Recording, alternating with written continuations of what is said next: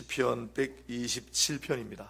시편 128편. 참 제가 주보에 제목만 바꾸고 성경을 안 바꿔가지고요. 시편 128편 1절로 6절입니다. 시편 128편 1절로 6절을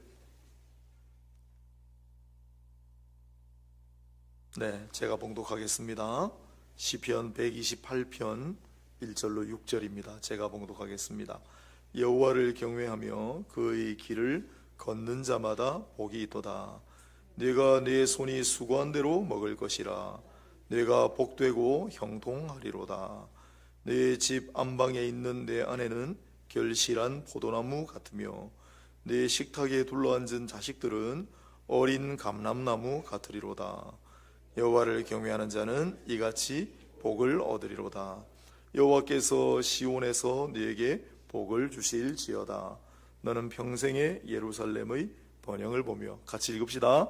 네 자식의 자식을 볼지어다. 이스라엘에게 평강이 있을지로다. 아멘. 시편 128편 오늘 본문을 가지고 하나님을 경외하는 자는 복이 있도다. 하나님을 경외하는 자는 복이 있도다. 말씀을 통하여 우리도 은혜를 받고 또한 복의 통로가 되는 시간이 되기를 원합니다. 성전에 올라가는 노래 중 128편이니까 120편부터 시작을 했기 때문에 9번째 노래가 되겠습니다. 바로 그동안에는 성전이 세워지면 올라가서 이 노래를 부르리라는 마음으로 우리가 함께 이 말씀들을 살폈다면, 이제는 성전에 올라가는 길에 이 노래를 부르리라는 마음가짐으로 조금 달라졌습니다. 이렇게 귀한 변화를 허락하신 주께 모든 감사와 찬양과 영광을 올려드립니다. 오늘 시편은 하나님을 경외하는 자는 복이 있다라는 주제를 다루고 있습니다. 우리가 너무나 익히 잘 알고 있는 내용인데, 오늘 128편 시편은 어떤 내용을 담고 있는지 함께 묵상할까 합니다. 자, 오늘 본문은 크게 두 덩어리로 하나님을 경외하는 자는 복이 있다, 하나님을 경외하는 자는 복이 있다, 이렇게 나뉘어지는데, 앞에 복이란 말하고 뒤에 복이란 말하고 다른 단어입니다. 단어가 다르면 뭔가 의미도 다르겠죠. 그래서 앞부분 하나, 뒷부분 하나 이렇게 살펴보도록 하겠습니다. 먼저 첫 번째 복에 관한 소개의 말씀은 1절에 있죠. 여호와를 경외하며 그의 길을 걷는 자마다 복이 있도다. 이상한 걸 못 느끼십니까? 여호와를 경외함과 복을 연결시켰다는 점에서 특이합니다. 왜냐하면 하나님을 경외하라는 것은 명령으로 나타나기 때문이에요. 우리가 복을 받기 때문에 여호와를 경외하라 그렇게 하지 않습니다. 성경, 특히 구약 성경에 가장 중요하고 중요한 구절 중에 하나가 신명기 10장 12절 13절입니다. 찾으실 분은 한번 찾아보시고 제가 잘 이야기해 볼 테니까 귀담아 들어주십시오. 신명기 10장 12절 13절.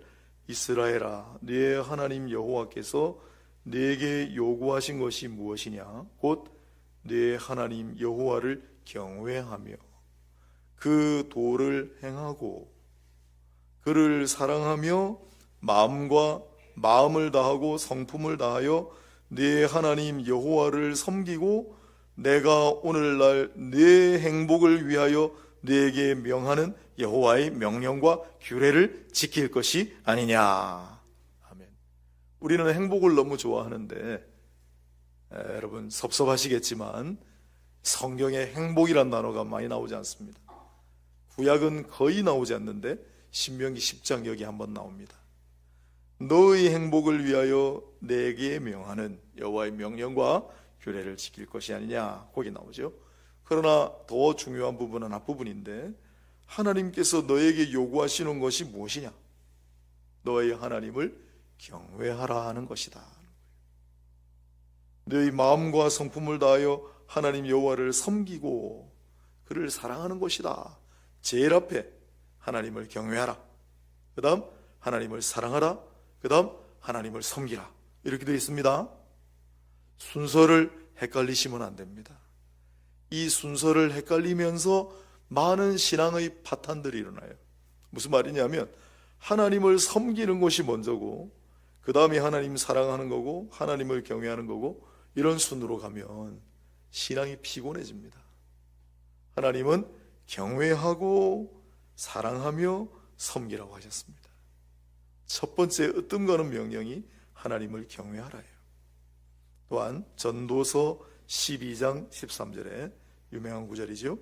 일의 결국을 다 들었으니 하나님을 경외하고 그 명령을 지킬지어다. 이것이 사람의 본분이니라. 하나님을 경외하는 것은 사람의 본분이라고 얘기합니다.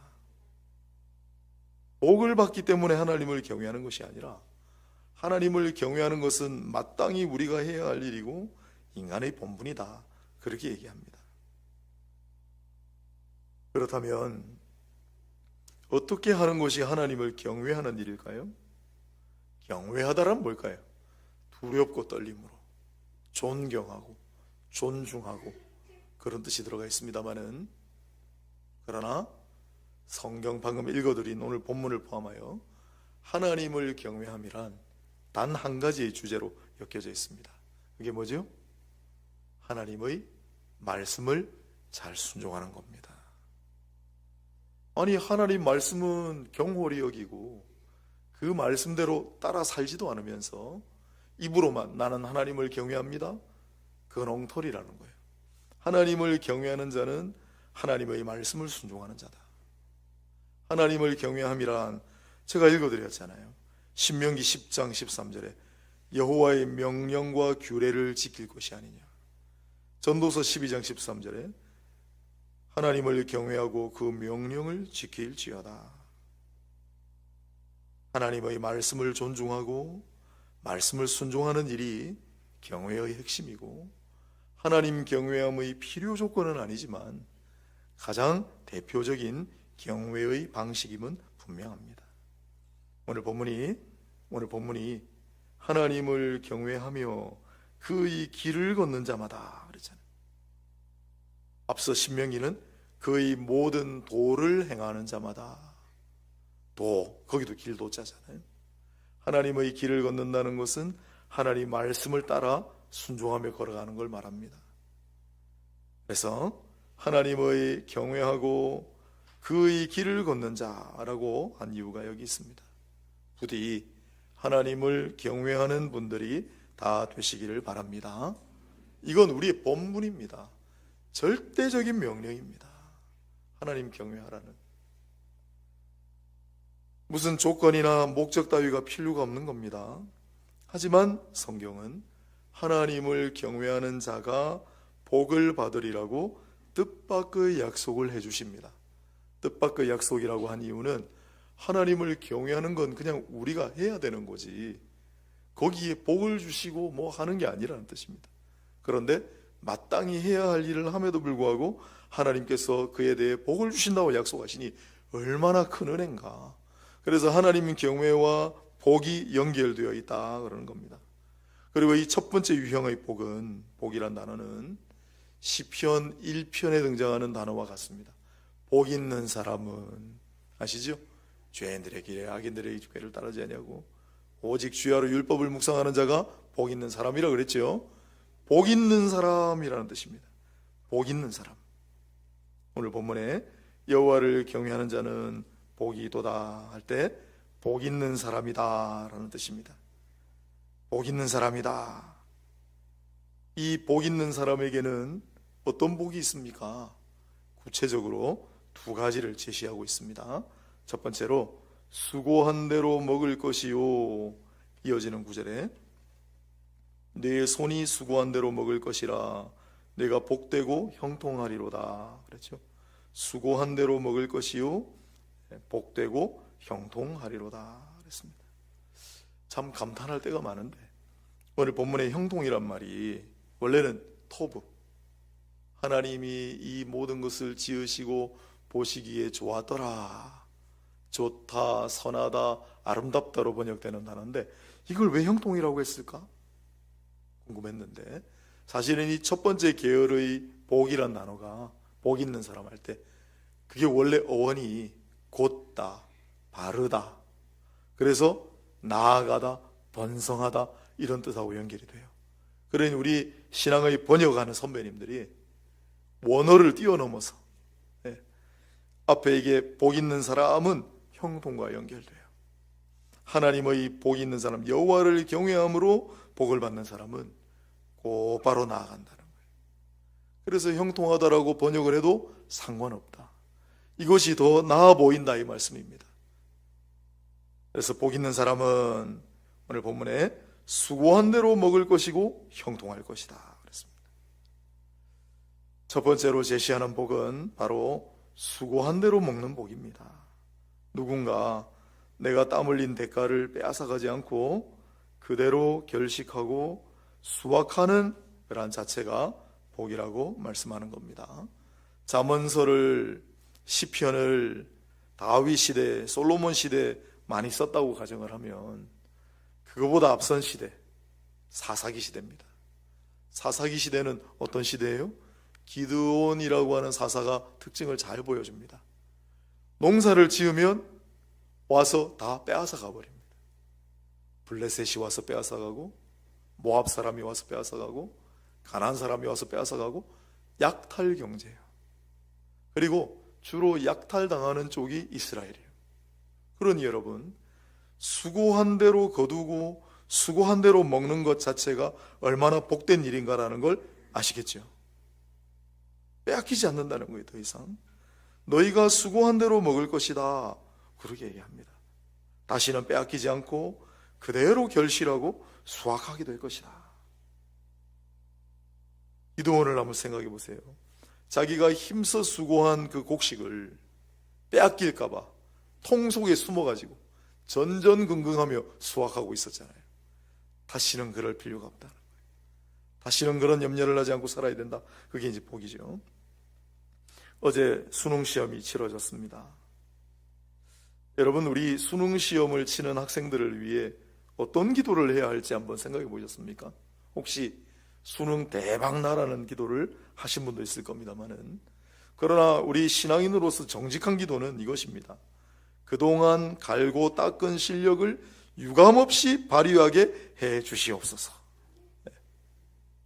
다른 기타 여러 가지 사정으로 말미암아 실력 발휘를 못하는 일이 없도록 해 주시옵소서. 저도 시험을 치고 자란 세대 아닙니까? 많은 시험을 쳤습니다. 저는 대학 시험 말고도 어떤 때는 자리에 앉았는데 그 위에 옛날에는 그 히터가 빨간불 들어오는 거 있죠. 그거 밑에 앉으면 나중에 엄청 뜨겁습니다. 그래서 시험을 망친 적도 있습니다. 핑계 같지만 그런 상황들이, 돌발 상황이 벌어져서 그동안 정말 잠자지 않고 힘겹게 시험 공부를 했는데 제대로 실력 발휘도 못하고 나오면 얼마나 억울해요. 그런 일이 없게 해달라고 기도. 이게 바로 수고한 대로 거두게 하시는 하나님의 복이다 이런 말이죠. 성경은 하나님을 경외하고 그 말씀을 따라 살아가려고 애쓸 때 그런 복이 있게 될 것이라고 약속합니다.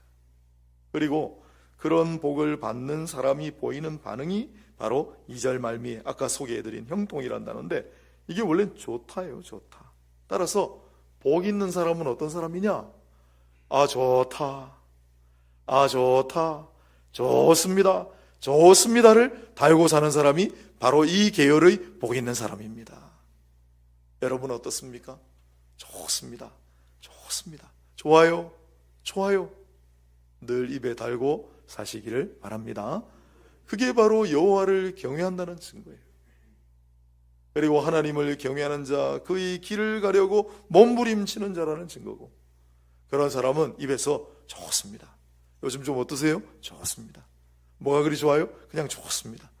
제가 그렇잖아요 요새. 여러분도 그러시죠? 바로 이 복 있는 사람으로 좋습니다.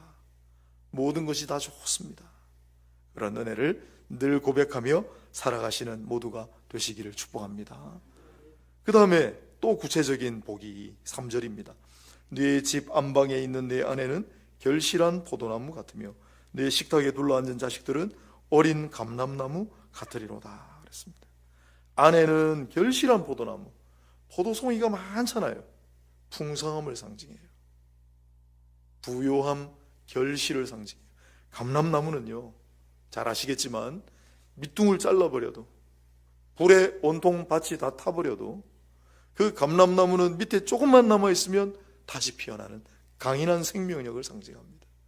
어린 감람나무라고 했잖아요. 자식들은 생명력이 가득하고 안에는 풍성함이 있고 결실력이 있고 그러한 가정이 되려는 거예요.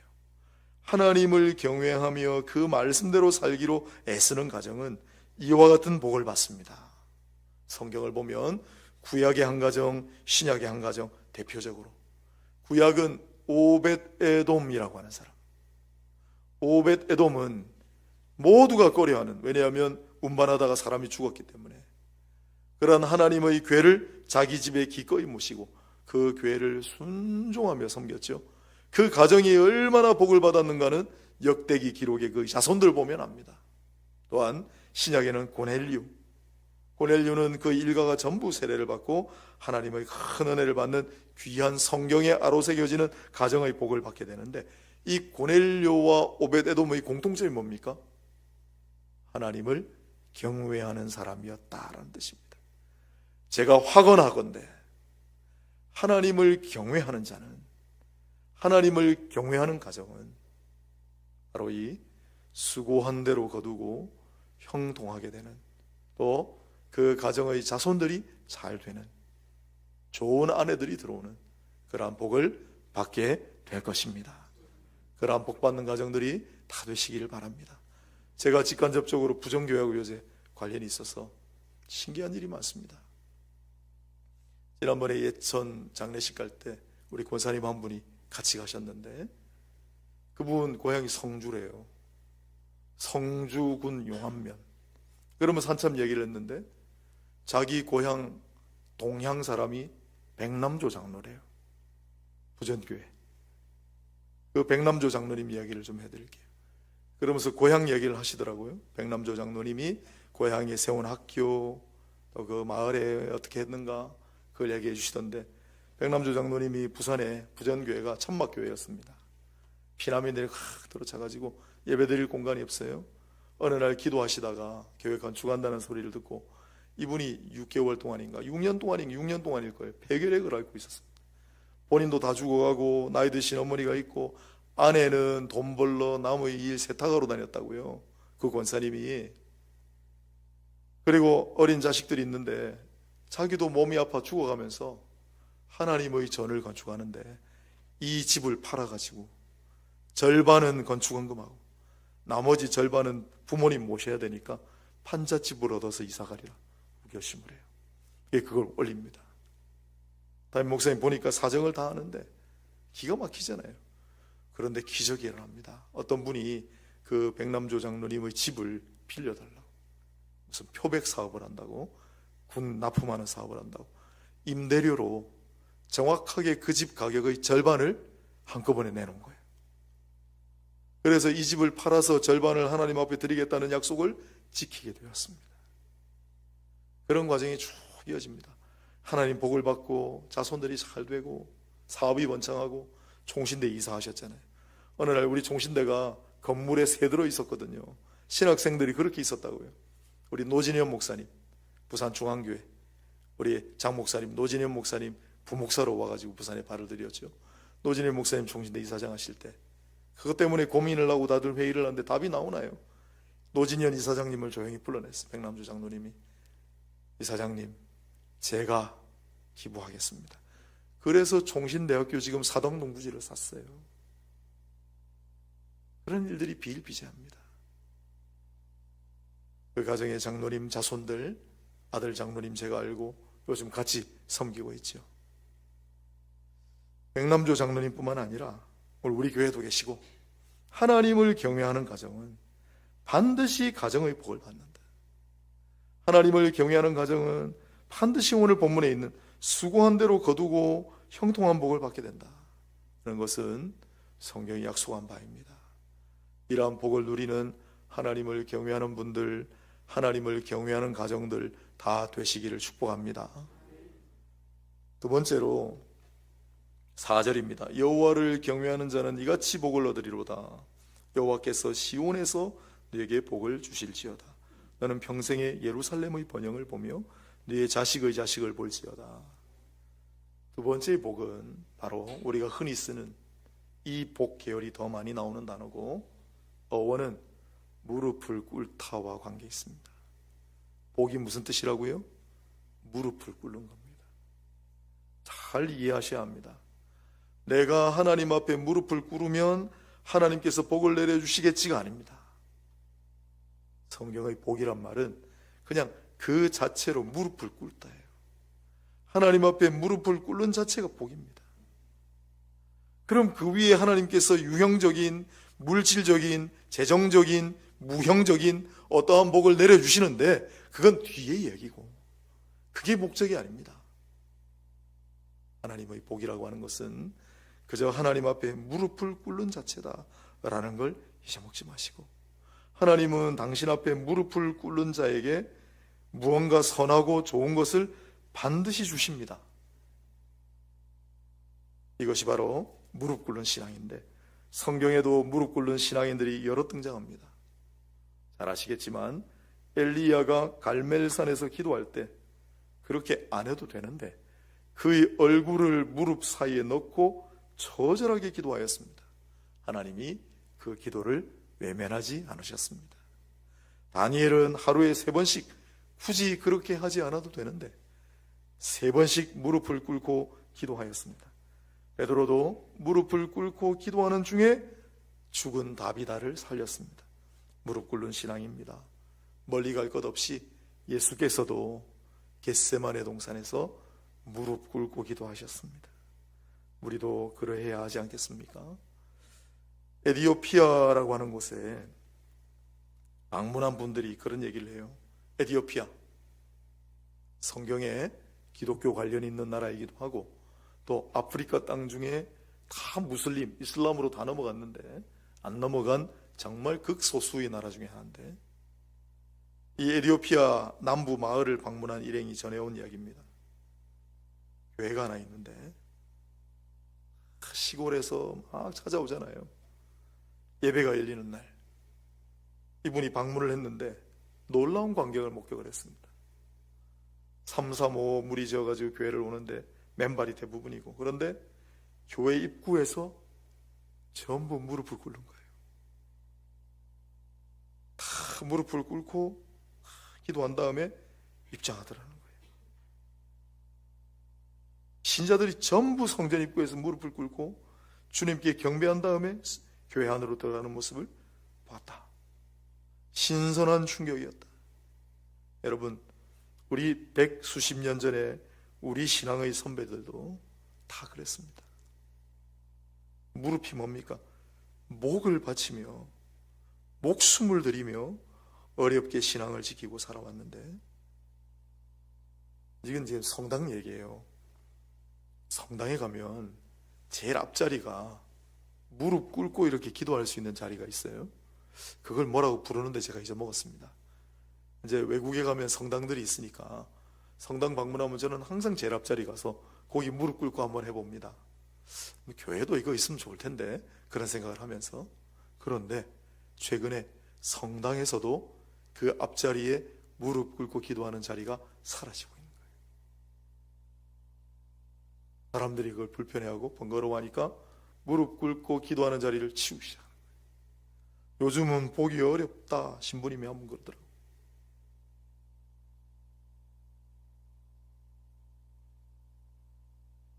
이번 주에 혹시 교회 본당에 오시게 되면 내일 모레입니다. 이 순수한 신자들처럼 교회 입구에서 무릎을 한번 꿇어보고 자리로 돌아가 보시면 어떨까? 그게 안 되면 자기 자리 다 이제 있죠? 벌써 자기 자리 다 정했죠? 넓으니까 자기 자리 정하셔도 됩니다. 자기 자리에 앉아서 그 앞에서 무릎을 꿇고 주님 앞에 경배한 다음에 한번 예배를 드려보면 어떨까? 무릎 꿇는 신앙입니다. 하지만 이 몸으로 무릎 꿇는 것뿐만 아니라 우리의 마음으로 무릎을 꿇는 것이 중요합니다.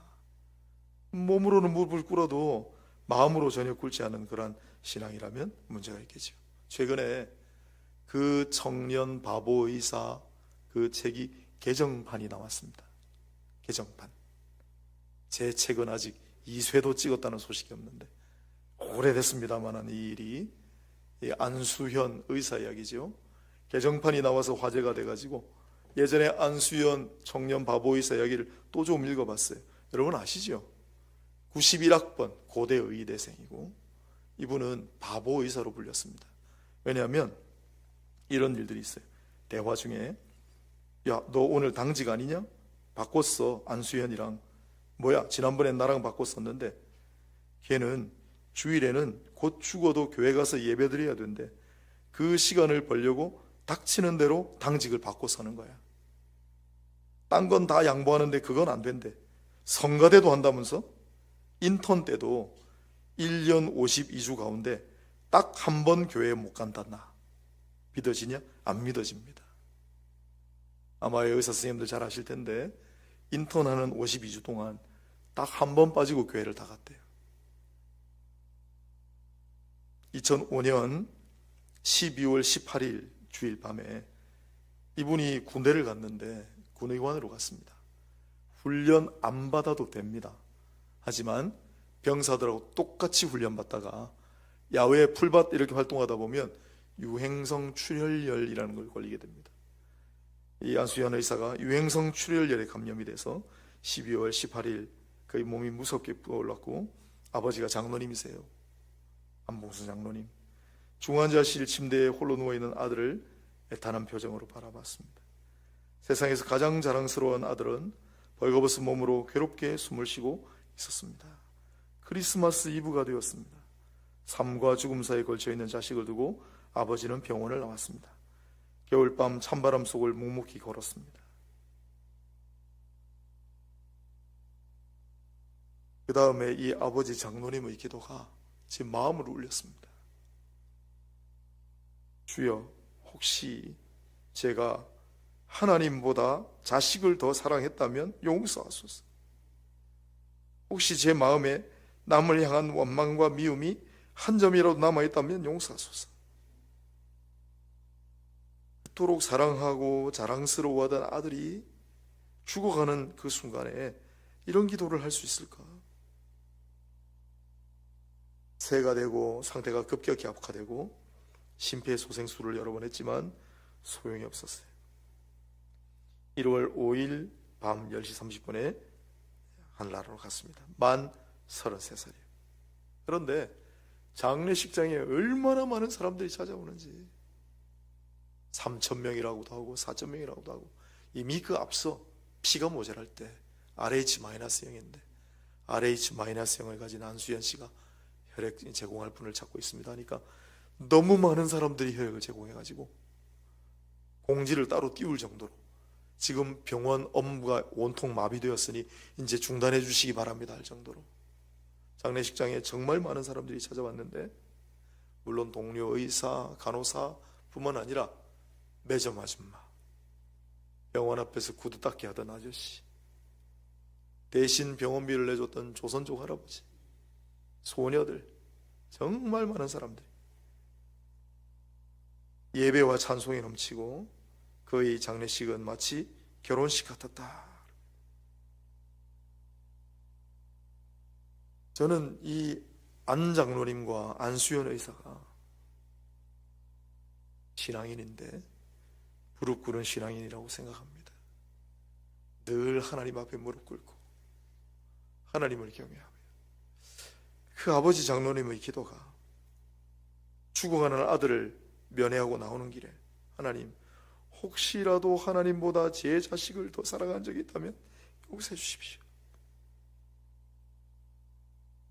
우리 안수현 의사가 모든 죽어가는 자들을 사랑하고 버려진 자들, 소외된 자들, 가난한 자들, 힘없는 자들 앞에서 머리를 숙이고 했던 이유는 그가 하나님 앞에 무릎을 꿇는 신앙인으로 살아가기 때문에 그 이름이 오늘도 전해지고 앞으로도 계속될 거예요. 이번에 개정판이 나온 이유가 그 안수현 의사 선생님이 도왔던 사람들 그 이후의 이야기를 누가 보충을 했기 때문이에요. 오늘 본문 말씀을 다시 한번 요약하겠습니다. 하나님을 경외하는 자는 복이 있다 말씀하시는데, 이 복은 두 종류다. 하나님을 경외함이란 하나님의 말씀을 사랑하고 그 하나님 말씀을 순종하며 하나님의 길을 걷고 하나님의 도를 행하는 것이다. 그런 자들에게는 수고한 대로 먹을 것이요 형통하리라. 좋습니다. 참 좋습니다. 아내와 자식들이 포도나무와 감람나무 같은 은혜를 누리며 살아가게 될 것이다 약속하십니다. 또 하나 하나님을 경외하는 자는 복이 있을 것인데, 그 복은 하나님 앞에 무릎 꿇는 것입니다. 하나님은 당신 앞에 나와 무릎 꿇는 자들을 귀히 여기십니다. 그 무릎 꿇는 자의 기도를 외면하시지 않습니다. 그 무릎 꿇는 자에게 선하고 아름다운 무언가를 더하십니다. 오늘 이 본문 말씀에는 자식의 자식을 볼지어다 그랬고, 예루살렘의 번영을 보며 이스라엘에게 평강이 있을지어다 그랬습니다. 시온에서 복을 주실 것입니다. 교회와 관련이 있습니다. 하나님을 경외하고 하나님 앞에 무릎을 꿇는 자들이 많은 교회는 이대로 됩니다. 이대로 똑같이 됩니다. 예루살렘의 번영을 보며 교회의 번영을 보며 자식의 자식을 보며 교회에 평강이 있을지로다. 가정도 마찬가지입니다. 무릎 꿇는 신앙의 사람들이 많은 가정은 이와 같은 복을 누리게 됩니다. 하나님께서 그들을 귀히 여기십니다. 그러한 신앙으로 살아가셔서 하나님을 경외하는 자로 하나님의 복을 많이 받아 누리는, 그래서 하나님께 감사와 찬양과 영광을 돌리는 한 분 한 분, 소속되어 있는 모든 가정들, 그리고 이 교회가 되기를 축복합니다. 기도합시다. 하나님, 오늘 하나님을 경외하는 자가 복을 받으리라는 말씀을 묵상합니다. 우리가 어찌해야 하나님을 경외하는지를 잘 알지 못하기 때문에 하나님께서 대표적으로 예시하신 것 같이 하나님의 말씀을 소중히 여기고 하나님 말씀을 순종하며 하나님 말씀을 따라 살기를 몸부림치는 그런 자 되기를 원하오니, 하나님 그런 모습을 보시고 오늘 약속하신 대로 복과 복을 더하여 주옵소서. 우리가 성전에 올라올 때마다 무릎 꿇는 마음으로 성전을 바라보고 하나님을 경외하며 나오게 하시고, 이 교회 안에서 번성과 평강을 보며 하나님께 영광 돌리는 모든 우리 온천 제일의 권속들 다 되게 해 주옵소서. 포도나무와 같은 아내, 감람나무와 같은 자식들, 자손의 자손을 보는 모든 가정들 되게 해 주옵소서. 예수님의 이름으로 기도하옵나이다. 아멘.